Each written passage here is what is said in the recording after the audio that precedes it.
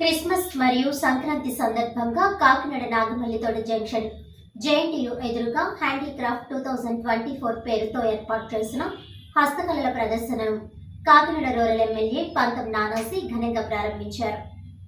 ఈ సందర్భంగా మాట్లాడుతూ దేశంలోని వివిధ ప్రాంతాల్లో లభ్యమయ్యే సుమారు 50,000 రకాల హస్తకళలు, చేనేత వస్తువులు ప్రదర్శనలో ఉన్నాయని, ఉత్పత్తిదారులకు విక్రయిస్తుండటంతో ప్రజలు సద్వినియోగం చేసుకోవాలని కోరారు. వృత్తి కళాకారులకు, ముఖ్యంగా చేనేత హస్తకళ ఉత్పత్తిదారులను ప్రోత్సహించాల్సిన అవసరం ప్రతి ఒక్కరిపై ఉందన్నారు. క్రాఫ్ట్ బజార్ అధ్యక్షులు ధనుంజయ రాజు ఈ ప్రదర్శనలో ఉంచిన పలు రకాల వస్తువుల కోసం వివరించారు. ప్రతిరోజు ఉదయం 10 గంటల నుండి రాత్రి 10 గంటల వరకు నిర్వహించనున్న ఎగ్జిబిషన్ను సందర్శించి చేతి వృత్తి కళాకారులను ప్రోత్సహించాలని కోరారు.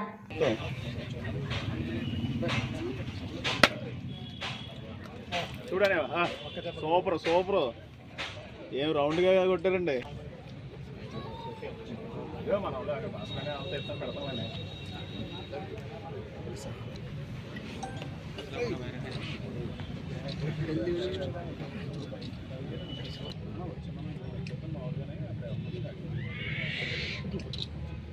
నా కొబ్బరికాయలు తీసుకుంటా.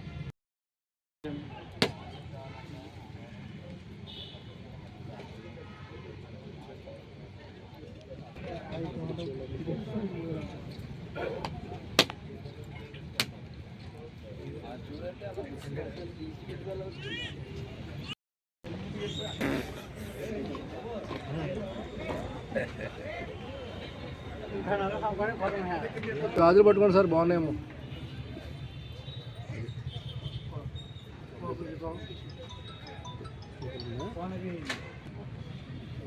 అన్నీ నేలకెళ్ళి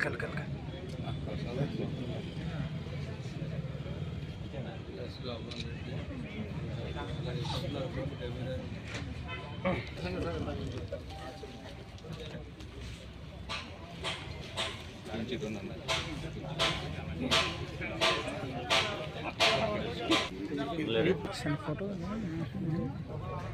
రంగాల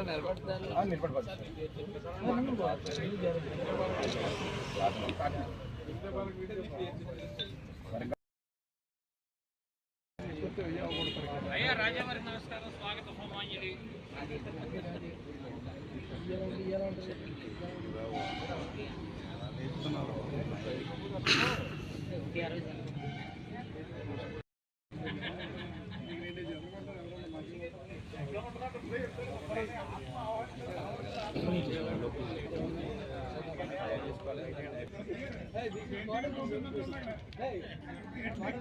తినేటట్లుగా గబగబా వేసి కస కస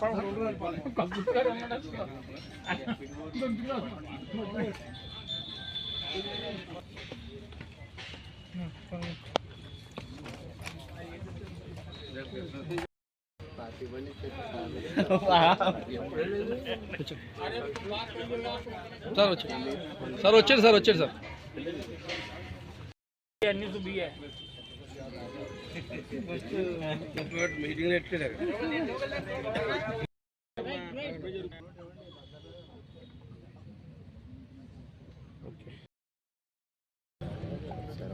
ఈరోజు క్రాఫ్ట్ బజార్ చేనేత హస్తకళ ప్రదర్శన మరియు అమ్మకం ఇవాళ ధనరాజు గారి యొక్క ఆధ్వర్యంలో ఇవాళ ఇక్కడ డిసెంబర్ 22 ప్రారంభమైనందుకు నా చేతుల మీదుగా జరిగినందుకు చాలా సంతోషకరమైన విషయం.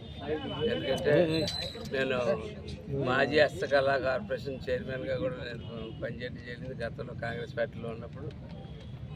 కానీ హస్తకళల్ని డెవలప్ చేయాలనేటువంటి ప్రయత్నం కేంద్ర ప్రభుత్వం కానీ రాష్ట్ర ప్రభుత్వం నుంచి కూడా చాలా ఫండ్స్ రావడం కానీ ఉన్నాయి. ఇది కరెక్ట్గా యూటిలైజ్ చేసుకుని ఆ క్లస్టర్స్ని కరెక్ట్గా వినియోగించుకున్న రోజు మన యొక్క, ఎందుకంటే ప్రపంచంలో బట్ట అంటే ఏంటో తెలియనప్పుడు బట్ట తయారు చేసింది మన భారతదేశంలో తయారు చేశారు. బట్ట అంత పలచటి బట్ట అగ్గిపెట్టెలో పెట్టి సైజు బట్ట కూడా తయారు చేసి మన భారతదేశంలో తయారు చేసింది.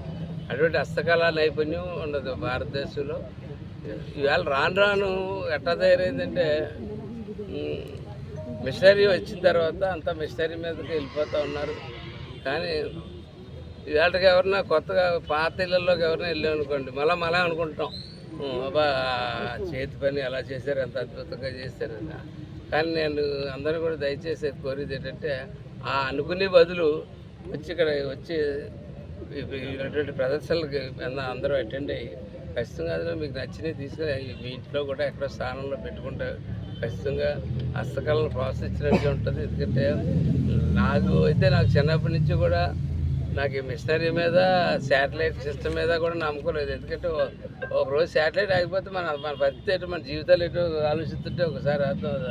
అట్లాగే ఈ మిషనరీస్ తోటి కాకుండా ఇలా చేతి వృత్తి నిపుణుల్ని పూర్వం నేను చైర్మన్గా చేసే రోజుల్లో సుమారు మన ఉమ్మడి రాష్ట్రంలో ఈ మంది పైన వారికి పెన్షన్స్ ఇస్తూ ఉన్నారు. ఇప్పుడు ఎంతమందికి ఇస్తారో నాకు ఐడియా లేదు, కానీ హస్తకళాకారులు అందరికీ పెన్షన్లు ఇవ్వడం, అలాగే ప్రోత్సాహం ప్రభుత్వం నుంచి ప్రోత్సాహం ఉంటే ఖచ్చితంగా రేపు పొద్దున ప్రజలు పబ్లిక్ మనం తయారు చేసింది కొంటున్నారా మా అన్నారా కన్నా ప్రభుత్వం నుంచి మన చేతిలో ఉన్న నైపుణ్యాన్ని పాడు చేయకుండా ప్రభుత్వం ప్రోత్సహించాలని చెప్పి ప్రతి అంశంలో మేర ఖచ్చితంగా ఈ ప్రదర్శనని కాకినాడ ప్రజలందరూ కూడా వినియోగించుకోవాలని, ఈ ప్రదర్శనని విజయవంతం చేయాలని చెప్పి కోరుకుంటున్నాను.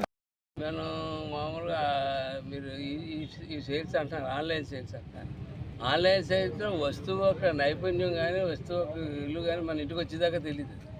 అది వచ్చిన తర్వాత దాన్ని వెనక్కి పంపడం పెద్ద ప్రాసెస్ ఇదంతా ఇదే అయితే సేమ్ ఇదే ఫినిషింగ్తో చూపిస్తారు అట్లలో బొమ్మ, కానీ అలా ఉండదు. అది ఖచ్చితంగా మన కంటితో మనం చూసుకుని అయినా ఏ రోజుకైనా సరే భారతదేశపు హస్తకళా నైపుణ్యాన్ని మనం ప్రోత్సహించాల్సిన అవసరం ఉంది. ప్రపంచం కళ్ళు తెరకముందు